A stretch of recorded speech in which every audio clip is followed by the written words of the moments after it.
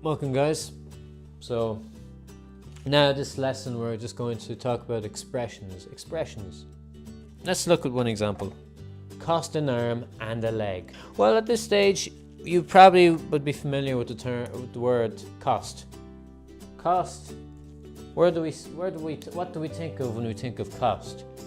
Sure, we think of buying things. The cost, the money that we have to pay to receive it, to take our item. So to cost. So cost is often used with just to say buying. Okay? So buying and paying. So it's usually when there's money involved. But hang on. So cost, an arm and a leg. Now, hold up here. Cost, an arm and a leg. So are we using money here? No. We're using an actual arm and an actual leg. So if we think about it, cost an arm and a leg. Let me ask you, do you think it's going to be cheap if we use an arm and a leg to buy something? We're not going to use an arm. We're not going to use an arm and a leg. We're not using an arm and a leg to buy something because we can't. So it means too expensive. So it's too expensive. So next we're going to look at get the ball rolling. Get the ball rolling. So get the ball rolling. So in this case, let's just look at it in a literal sense. So ball. What do we do with a ball? We throw it, wouldn't we? A ball. In this case, the ball is rolling. It means it's taking off. It's actually moving. So to get the ball rolling, it means to get something moving. So in this case, it could be for a topic. It could be for a conversation. It could be for a lesson. It could be for an instruction. It could be for an activity. For an example, if you say, should we start this topic? Should we start this lesson now? The teacher would ask the student, let's say, and the student would say, sure, let's get the ball rolling.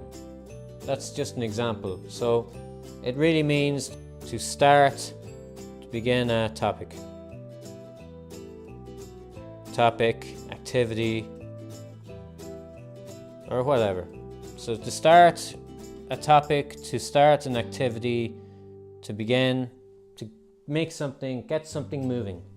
Like you're throwing the ball, like you're getting it moving. So that's to get the ball rolling. In one ear, out the other.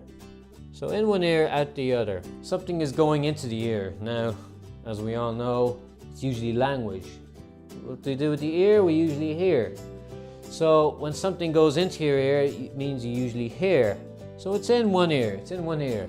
What about the other half of the sentence? Out the other. So if it's in one ear, where is the other ear? The other ear is here, so it's going out.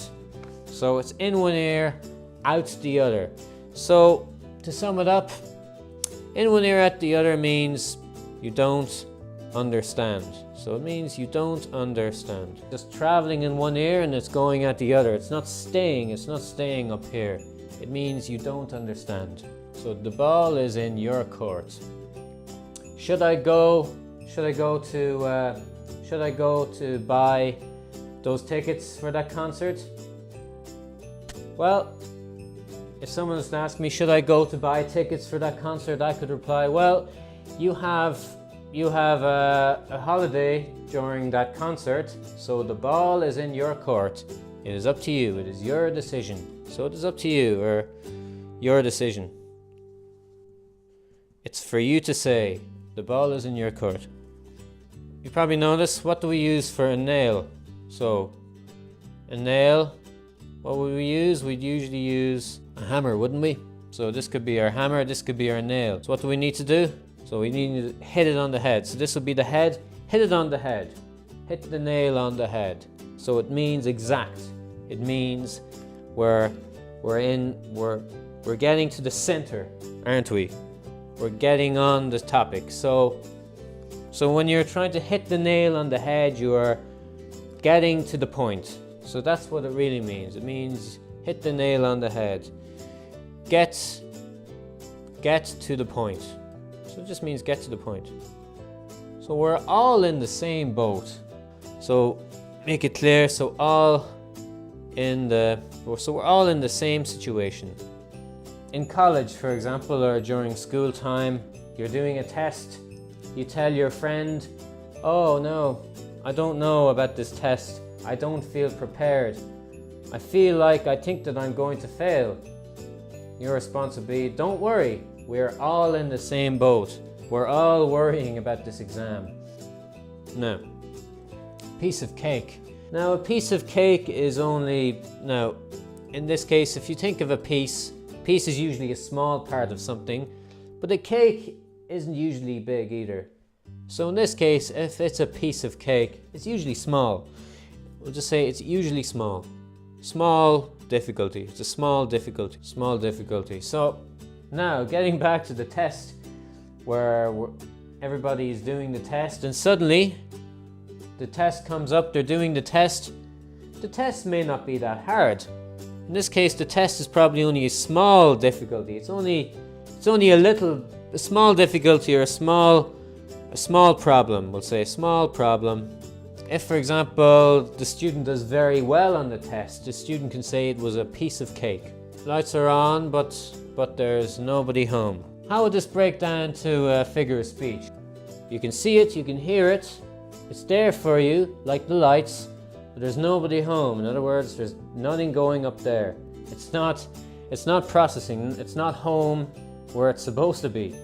So lights are on, but there's nobody home. So for example, if I ask you, do you understand this lesson? Have you learned from this lesson? Well, the lights are on, but there's nobody home. I don't quite understand. In words. Actions speak louder than words. Now, when we think of actions, what do we think of? Usually involve doing something. Words, on the other hand, what do you think words are to do with? Words are just words. Things that you can say and write. Now, actions don't actually speak. Words do.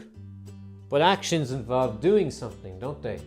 That's what it really means. So it is better to do something than to say something. So back to the drawing board. If you were doing a project, if you were trying to start back from the beginning, if you were confused about something, you have to go back to the drawing board. Start over again.